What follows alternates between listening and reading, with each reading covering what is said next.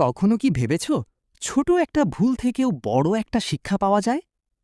কি হতো যদি তোমার সবচেয়ে প্রিয় খেলনাটা হারিয়ে যায় আর সেই ঘটনাই তোমার জীবন বদলে দেয়? একটা ছোট্ট গ্রামে থাকত রিফাত নামে এক চঞ্চল ছেলে। সারাদিন খেলাধুলা দৌড়ঝাঁপ, কিন্তু একটা সমস্যা ছিল, সে কখনোই নিজের জিনিস ঠিক মতো রাখত না। রিফাত, খেলনা নিয়ে খেলো, কিন্তু পরে গুছিয়ে রাখবে, ঠিক আছে? আচ্ছা মা, পরে রাখবো। কিন্তু পরে আর কখনোই আসতো না।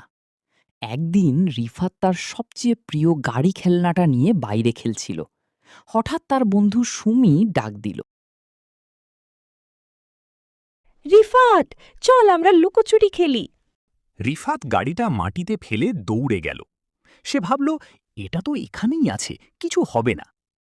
কিন্তু খেলা শেষে ফিরে এসে সে দেখল গাড়িটা নেই। আমার গাড়ি কোথায় গেল? সে চারদিকে খুঁজতে লাগল, মাঠে, গাছের নিচে, রাস্তার পাশে, কিন্তু কোথাও পেল না। তার চোখে পানি চলে এলো। বাড়ি ফিরে সে মাকে সব বলল। তুমি কি মনে করো যদি তুমি খেলনাটা ঠিকমতো রেখে যেতে, তাহলে কি এটা হারাতো? না মা, এটা আমার ভুল। ভুল সবাই করে, কিন্তু যারা ভুল থেকে শেখে তারাই সত্যিকারের বুদ্ধিমান। পরের দিন থেকে রিফাত বদলে গেল।